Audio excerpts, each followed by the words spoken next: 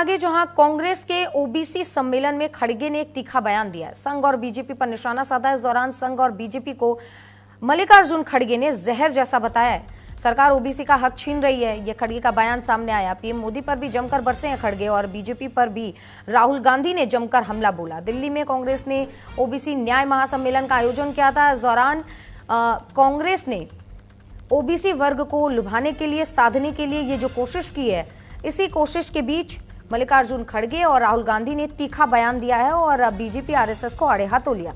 इस दौरान मल्लिकार्जुन खड़गे ने कहा कि आरएसएस और बीजेपी जहर जैसे लोग हैं और उन पर भरोसा नहीं करना चाहिए। तो आपको हम जानकारी दे रहे हैं, कल ओबीसी महासम्मेलन, न्याय महासम्मेलन का आयोजन किया गया था, जिसमें ओबीसी वर्ग के तमाम दिग्गज और बड़े नेता मौजूद थे। कांग्रेस के अध्यक्ष मल्लिकार्जुन खड़गे, जो खुद ओबीसी वर्ग से आते हैं, इस महासम्मेलन में शामिल हुए और उन्होंने बीजेपी और आरएसएस पर तीखा प्रहार किया और कहा कि बीजेपी आरएसएस जहर के जैसे हैं। अगर आपको ये लगता है कि आप भरोसा कर सकते हैं, तो ऐसा बिल्कुल नहीं है। प्रॉब्लम नहीं,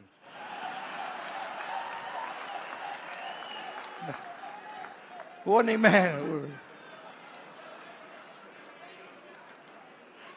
मैं आपको बता रहा हूं, ये आपने अपने सिर पे चढ़ा रखा है, कोई प्रॉब्लम नहीं। ये जो मीडिया वाले हैं, इन्होंने बना रखा है, इसका गुब्बारा बनाया, कोई प्रॉब्लम नहीं।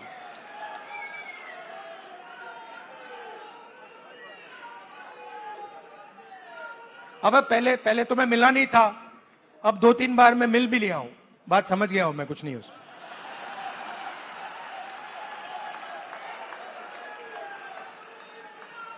शो, पूरा शो है, दम नहीं है, बता रहा हूं। आप लोग मिले नहीं हो, मैं मिला हूं, बैठा हूं कमरे में।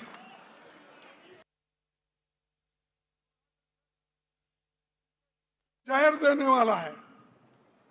और कोई बोलेगा हमारे में से कोई आदमी, साहब देखेंगे बीजेपी आरएसएस कैसी है, मैं बोलता हूं भाई वो विष है, चाटो मत।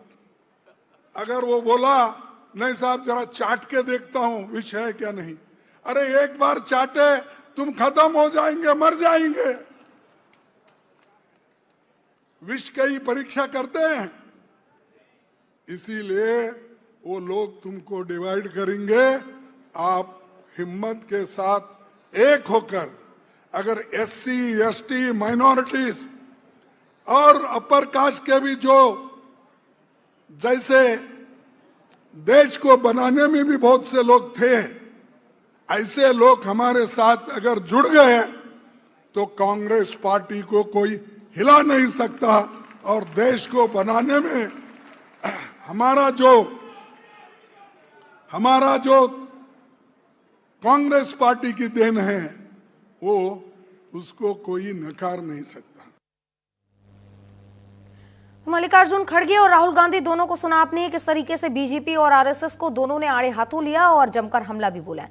तमाम जानकारियों के साथ हमारी सहयोगी कनिका कटियार हमारे साथ जुड़ गई हैं। कनिका, कल ओबीसी न्याय महासम्मेलन का आयोजन हुआ था और इस दौरान मल्लिकार्जुन खड़गे ने बीजेपी और आरएसएस को विष बताया, जिसके बाद से सियासी घमासान भी शुरू हो गया है।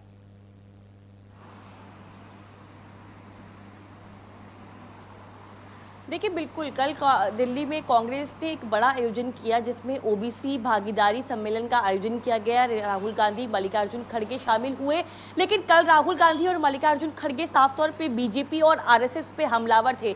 मल्लिकार्जुन खड़गे की बात करें तो उन्होंने कल बीजेपी पे तमाम तरह के आरोप लगाए और निशाना साधते हुए कहा है कि बीजेपी जो है वो देश में जहर फैलाने की कोशिश कर रही है और उनको बीजेपी को कहीं ना कहीं विष बताया, जिसके बाद तमाम तरह के बयान जो है वो बीजेपी की तरफ से आ रहे हैं मल्लिकार्जुन खड़गे को लेकर और राहुल गांधी को लेकर। लेकिन खास तौर पे राहुल गांधी की जो कल की स्टेटमेंट है वो बताती है कि राहुल गांधी और पूरी कांग्रेस पार्टी कितनी ज्यादा ओबीसी वोटर पे फोकस करने की कोशिश कर रही है। कल राहुल गांधी ने खुद अपने बयान में ये कबूल किया कि अभी तक उनकी पार्टी और वो खुद ओबीसी वोट बैंक पे या अपनी पार्टी के ओबीसी नेताओं पे उतना ध्यान नहीं दे पा रहे थे। लेकिन राहुल गांधी ने इसके अलावा जो है तमाम तरह के आरोप जो है वो प्रधानमंत्री नरेंद्र मोदी पे और बीजेपी पे लगाए हैं।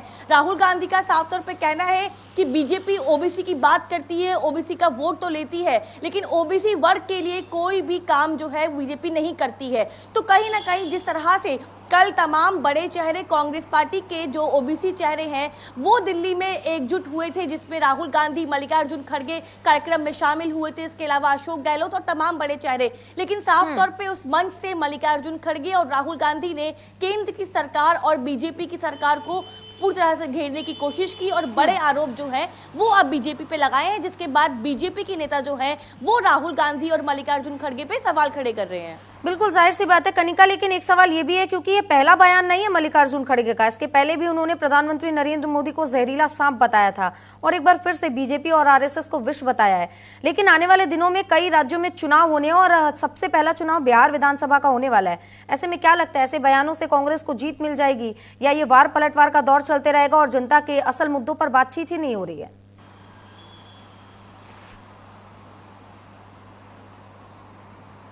देखिए, राजनीति में अगर हम बात करें तो तमाम तरह के आरोप और प्रत्यारोप का सिलसिला जो है वो लगातार आपको देखने को मिलता है। ऐसी बात नहीं है कि केवल कांग्रेस पार्टी जो है वो इस तरह के बयान देती है। हर राजनीतिक पार्टी जो है अपने विरोधी पार्टियों के लिए इस तरह के लहजे का और शब्दों का इस्तेमाल करती है। लेकिन बिल्कुल देश के प्रधानमंत्री नरेंद्र मोदी हैं, क्योंकि वो देश के प्रधानमंत्री हैं, तो इस तरह के शब्द से कांग्रेस पार्टी तमाम राजनीतिक दलों को बचने की कोशिश करनी चाहिए। लेकिन मल्लिकार्जुन खड़गे जो है वो हमेशा से इसी अंदाज में प्रधानमंत्री नरेंद्र मोदी को और बीजेपी को घेरते आए हैं। ये पहला बयान नहीं है, इससे पहले कई बार प्रधानमंत्री को घेरते हुए मल्लिकार्जुन खड़गे ने तमाम मंचों से जो है इस तरह के बयान दिए। एक बार मल्लिकार्जुन खड़गे ने बीजेपी और आरएसएस के जो है नकारात्मक राजनीति पे सवाल खड़े किए थे, उसके अलावा उनको जो है जहरीला सांप बताया था। तो इस तरह के आरोप और प्रत्यारोप का सिलसिला जो है और बयानबाजी का सिलसिला जो है वो राजनीति में चलता रहता है। क्योंकि आपने पूछा कि बिहार विधानसभा चुनाव में इसका क्या इम्पैक्ट होगा, कांग्रेस पार्टी भी जानती है कि इस तरह के बयान जो है वो पब्लिक परसेप्शन के लिए होते हैं।